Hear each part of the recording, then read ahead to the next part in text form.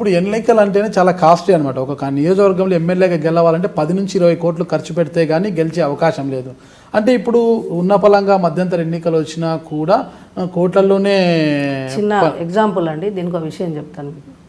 2001లో అమీన్పూర్ కానీ ఇంకెక్కడ కానీ ప్రభుత్వం ల్యాండ్లల్లో పక్కన ఇప్పుడైతే పొలాలు ఉన్నాయో ప్లాట్లు, ఆ రోజు ఒక 50,000 పెట్టుకుంటే ఒక ప్లాట్ వచ్చేది. ఈరోజు ఒక 250 గజాలు కొనాలనుకుంటే ₹1,00,00,000, అమ్మాలంటే కూడా ₹1,00,00,000 వస్తుంది. అక్కడ భూములు కూడా రేట్లు పెరిగినాయి, ఉన్న స్థలాలు ప్లాట్లకు కూడా రేట్లు పెరిగినాయి.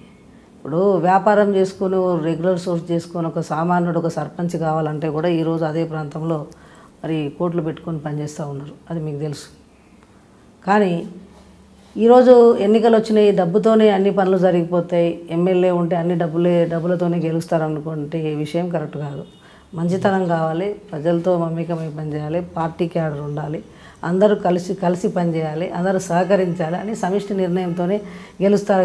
కానీ డబ్బే అక్కడ ప్రధానం కాదు, డబ్బు అవసరమే, ఎంత మేరకు పెట్టుకోగలుగుతాము అనేటువంటి పరిస్థితి వచ్చిన రోజు మనకున్నటువంటి ఆస్తియో స్థిరాస్తో అమ్ముకొని పని చేసుకోగలుగుతాం. లేదనుకుంటే మనకు వ్యాపారం చేసుకొని దాంట్లో పెట్టేటువంటి పరిస్థితి అందరికీ ఉంటుంది. అదేవిధంగా మేము కూడా పెడతాం. గతంలో మీరు సర్పంచ్గా ఉన్న 10 ఏళ్ల పాటు అంటే ఆర్థికంగా బాగా సంపాదించుకున్నారనే విమర్శలు ఉన్నా పాజిటివ్ కూడా ఉన్నాయి. ఎందుకంటే గతంలో మీరు సర్పంచ్గా ఉన్నప్పుడు సెంట్రల్లో బీజేపీ ప్రభుత్వం ఉన్న కేంద్ర మంత్రి కృష్ణంరాజు గారి ద్వారా స్వజల్దారి కింద ₹2 కోట్ల మీరు పంచాయతీకి తీసుకొచ్చిన. పంచాయతీకి 2 కోట్లు అంటే అంత చిన్న విషయమే కాదు. అది అంటే లోకల్ ఎమ్మెల్యే బీజేపీ ఎమ్మెల్యే ఉన్నప్పటికీ కూడా ఆయనకు తెలియకుండా, ఆయన సిఫారసు లేకోకుండా, అసలు ఆయన కలుగు చేసుకోకపోయినా కూడా మీరే నేరుగా సెంట్రల్కి వెళ్ళి ₹2 కోట్ల కృష్ణంరాజు గారి ద్వారా విడుదల చేయించారంటారు. ఎలా సాధ్యమైంది? అంతవరకు ఎలా వెళ్ళగలిగారు మీరు? నాకు ఒక పట్టుదల ఉంటుందండి. ప్రజలకి ఎన్నికలప్పుడు మనం కొన్ని హామీలు ఇచ్చాం.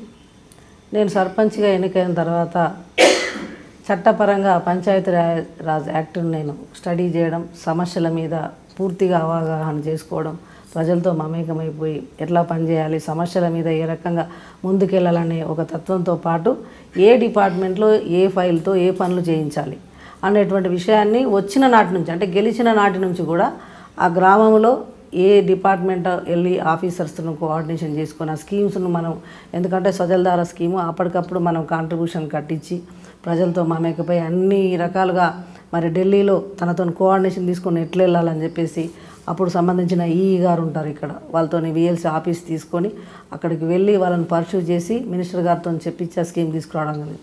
అలాగే ఏఆర్డబ్ల్యూఎస్లో మరి మాకు స్కీమ్లో అంటే డిపార్ట్మెంటు త్రూ డిస్ట్రిక్ట్స్ నుండి మళ్ళీ ఈఎన్సీ ఆఫీస్ ఈ దగ్గరికి వెళ్ళాలి, ఆ ఫైల్ను అప్ టు డేట్ డిపార్ట్మెంటు ప్రారంగా వెళ్ళి తీసుకెళ్ళి మాకు ఒకటి మంజీరా స్కీమ్ ఒకటి ఆ రోజుల్లో ₹1,00,00,000 స్కీమ్ తీసుకొచ్చాను. అన్ని కాలనీలకు గ్రామాలకు మంజీరా నీళ్ళు ఇవ్వడం జరిగింది. అలా ప్రతి ఫైల్ను నేను ఎవ్రీడే ఫైల్ నెంబర్ ఉండడం, ప్రజలకు ఇచ్చిన హామీని నిలబెట్టాలన్నటువంటి కసి పని ఎవ్రీడే వాళ్ళ కోసం పనిచేయడం జరిగింది. ఈరోజు ఒక యాక్టివ్గా పనిచేసి ప్రజలతో మమేకమైనప్పుడు ప్రతిపక్షం అన్నోళ్ళు ఏ రకంగా ఆరోపణలో వాస్తవాలు ఉన్నప్పుడు నా పైన లేకపోతే ఒక మహిళగా ఉన్నప్పుడు జరుగుతున్నటువంటి ఇబ్బందులన్నీ తట్టుకొని నీతిగా నిజాయితీగా ఉండబట్టు కాబట్టి ఈరోజు కూడా ప్రజల్లో ఉన్నాను. ఆ డెవలప్మెంట్ చేయాలనే కసి మాత్రం ఆ రోజు నాకు డెవలప్మెంట్లో ఉండేది. ఆ రకంగా వెళ్ళాను. ఆ ఫస్ట్ టర్మ్లోనే 35 crores డిపార్ట్మెంట్ బయట నుంచి తీసుకొచ్చి పనులు చేశాను. దానికోసమే ప్రజలు రెండవసారి గెలుపునే రెఫరెండం చేయడం జరిగింది.